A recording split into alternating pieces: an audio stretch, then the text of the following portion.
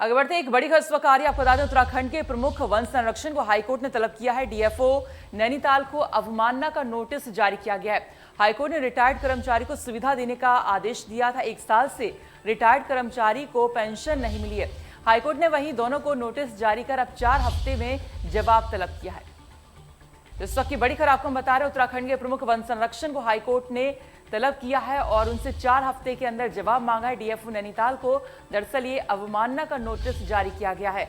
High court ने retired कर्मचारी को सुविधा देने का आदेश दिया था और उसके बाद यानी कि 1 साल से रिटायर्ड कर्मचारी को पेंशन नहीं मिली है, जिसके बाद उन पर आरोप है और नोटिस जारी कर अब 4 हफ्ते में जवाब मांगा है।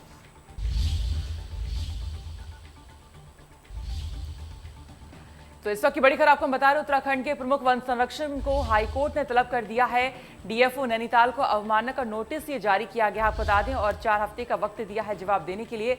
हाईकोर्ट ने दरअसल रिटायर कर्मचारी को सुविधा देने का आदेश दिया था और 1 साल से रिटायर कर्मचारी को पेंशन तक नहीं मिली है। इसके बाद कोर्ट की कहीं ना कहीं अवमानना यहाँ पर की गई है और जिसके बाद ये नोटिस जारी किया गया और ठीक 4 हफ्ते का समय यहाँ पर दिया गया है जवाब देने के लिए। उत्तराखंड के प्रमुख वन संरक्षण को हाई कोर्ट ने ये नोटिस जारी किया है। कोर्ट की अवमानना को लेकर ये दरअसल नोटिस है। ये जो आदेश था कोर्ट का उसको इम्प्लीमेंट नहीं करवाया गया, ये कह सकते हैं लागू नहीं किया गया, जिसके बाद अवमानना को लेकर ये नोटिस जारी किया गया और 4 हफ्ते का समय यहाँ पर दिया गया है। इन्हें जो है 4 हफ्ते के अंदर समय देना है।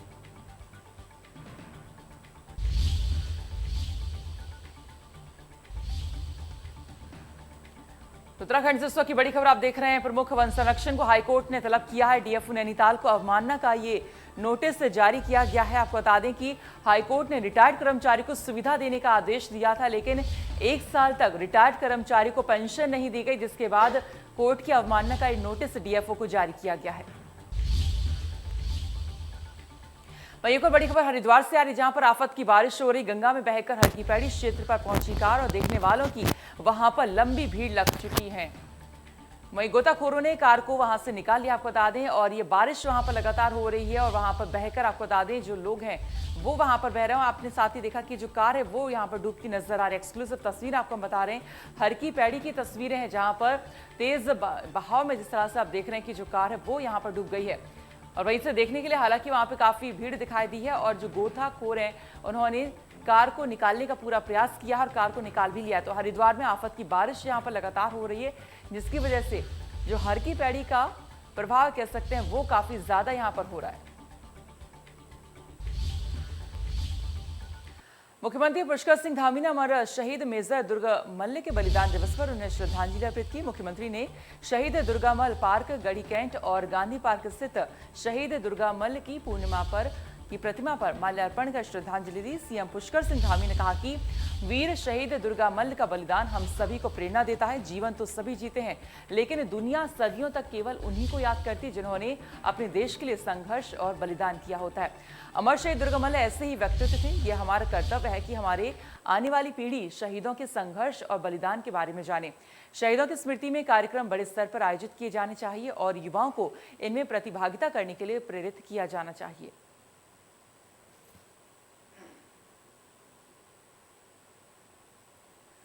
मुख्यमंत्री पुष्कर सिंह धामी ने पवनदीप राजन कला और पर्यटन और संस्कृति में उत्तराखंड का ब्रांड एम्बेसडर बनाए जाने की घोषणा की है। मुख्यमंत्री ने कहा कि पवनदीप राजन ने सामान्य परिस्थितियों से उठकर अपनी प्रतिभा से देश दुनिया में उत्तराखंड का नाम रोशन किया है। वे राज्य के युवाओं के लिए प्रेरणा का काम करेंगे और प्रदेश के कला, संस्कृति और पर्यटन क्षेत्र में महत्वपूर्ण योगदान करेंगे। मुख्यमंत्री ने पवनदीप राजन के उज्जवल भविष्य की कामना की है। पवनदीप राजन ने सीएम आवास में मुख्यमंत्री से शिष्टाचार भेंट की। इस अवसर पर कैबिनेट मंत्री गणेश जोशी, विधायक चंपावत कैलाश गहतोड़ी भी उपस्थित रहे। पवनदीप राजन जो हमारा छोटा भाई है, उत्तराखंड का बेटा है और बहुत सामान्य स्थितियों में, सामान्य परिस्थितियों में एक सीमांत क्षेत्र से आज पूरे हिंदुस्तान के अंदर भी, दुनिया के अंदर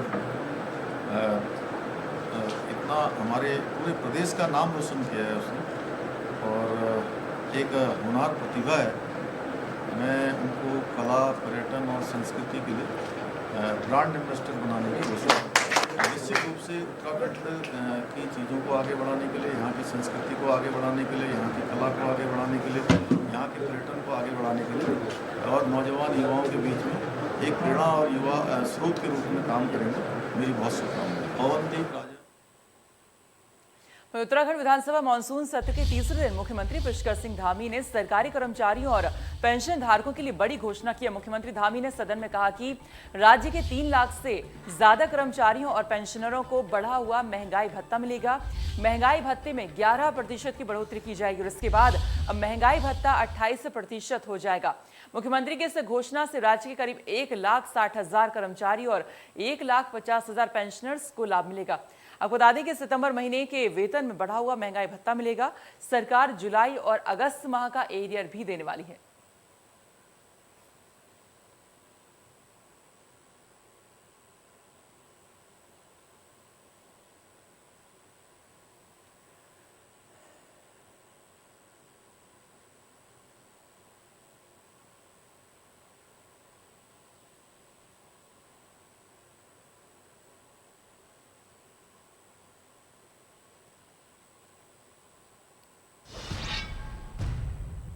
और इसी बीच एक बड़ी खबर आ रही राजधानी देहरादून से, जहां पर सदन में पुलिसकर्मियों के ग्रेड पे का दरअसल मुद्दा उठाया। नियम 58 में विपक्ष ने मुद्दा उठाया है। विपक्ष के विधायकों ने दरअसल ये मुद्दा उठाया। पुलिसकर्मियों का 4600 ग्रेड पे जारी करने की मांग की है। पुलिसकर्मियों का ग्रेड पे घटा दिया है।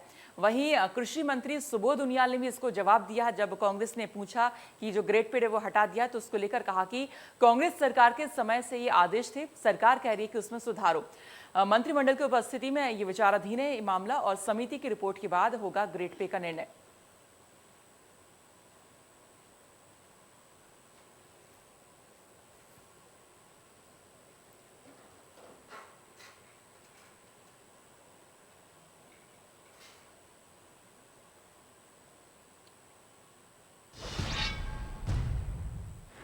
देहरादून में मुख्यमंत्री पुष्कर सिंह धामी का बयान, पुलिस की मांगों पर सरकार गंभीर। उन्होंने कहा कि जल्द ही पुलिस कर्मियों के ग्रेड पे पर निर्णय लिया जाएगा। सीएम ने यह साफ साफ कहा।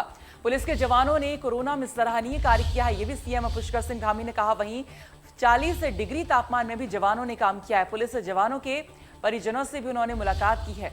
पुलिसकर्मियों और उत्तराखंड राज्य के हित में निर्णय लेंगे। पुष्कर सिंह धामी ने पुलिसकर्मियों के लिए एक बड़ा बयान यहां पर दिया है। ग्रेड पे पर बात की है और साथ ही कहा है कि ग्रेड पे पर अब निर्णय यहां पर लिया जाएगा। काफी सराहनीय कार्य उन्होंने कोरोना के दौरान किया।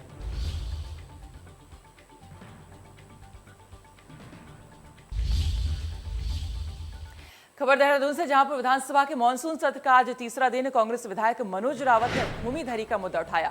प्रदेश में कितने किसान भूमिहीन की श्रेणी में है? मनोज रावत ने कहा, मैदानी और पर्वतीय क्षेत्र में कितने किसान भूमिहीन है, ये कांग्रेस ने दरअसल पूछा। किसानों की आर्थिकी में सुधार के लिए क्या कुछ सरकार कर रही है? साथ ही संसदीय कार्य मंत्री के जवाब से असंतुष्ट भी विपक्ष जो है नजर आए।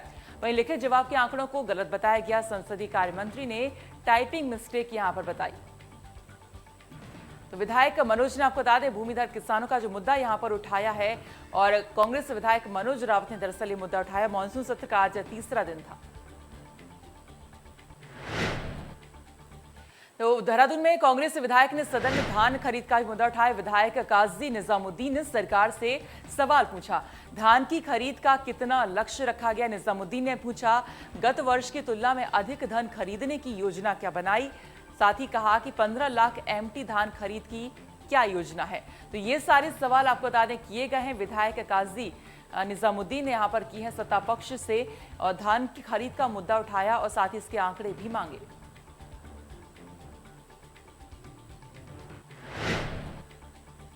रुड़की के प्रशासनिक भवन में भारतीय किसान यूनियन के जिलाध्यक्ष विजय कुमार शास्त्री ने प्रशासनिक भवन में एक प्रेस कॉन्फ्रेंस का आयोजन किया, जिसमें किसान यूनियन के जिलाध्यक्ष विजय शास्त्री ने कहा कि 5 सितंबर को मुजफ्फरनगर में होने वाली महापंचायत में उत्तराखंड में भारतीय किसान यूनियन की रैली ऐतिहासिक होगी। तो वहीं हजारों की संख्या में किसान पंचायत महापंचायत में दरअसल भाग लेने वाले मुजफ्फरनगर जाएंगे। और एक तो हमारा जो 5 सितंबर को मुजफ्फरनगर में एक ऐतिहासिक महापंचायत होगी, जिसमें उत्तराखंड से भी काफ़ी संख्या में लोग भाग लेंगे। वो मामला जो उत्तराखंड और यूपी की, उसमें रणनीति तय करी जाएगी कि उत्तराखंड में किस नीति पर हमें काम करना। दूसरा, एक मंगलोर के जो मोहल्ला टोली मोहल्ला, वहाँ पानी की निकासी नहीं हो रही, वहाँ के लोग परेशान हैं। वहाँ बरसात होते ही 4-4 फुट पानी हो जा। और प्रशासन को हमने नोटिस भी दिया था, 15 दिन का टाइम दिया था, 2 हफ्ते का, कि उनकी पानी की निकासी का समाधान करा जा, और अगर नहीं होगा तो हम नगर पालिका मंगलौर पर धरना प्रदर्शन शुरू करेंगे। कल उनका टाइम समाप्त हो जाएगा, अभी तक वहाँ कोई कार्रवाई नहीं हुई। 28 तारीख तक नगर पालिका मंगलौर पर अनिश्चितकालीन पानी की निकासी को लेकर, जोड़ खुदाई को लेकर नगर पालिका मंगलौर पर अनिश्चितकालीन धरना शुरू कर दिया जाएगा। और फिलहाल इसी के साथ देवभूमि लाइव में इतना ही, लेकिन खबरें आगे जारी हैं। आप देखते रहिए इंडिया न्यूज।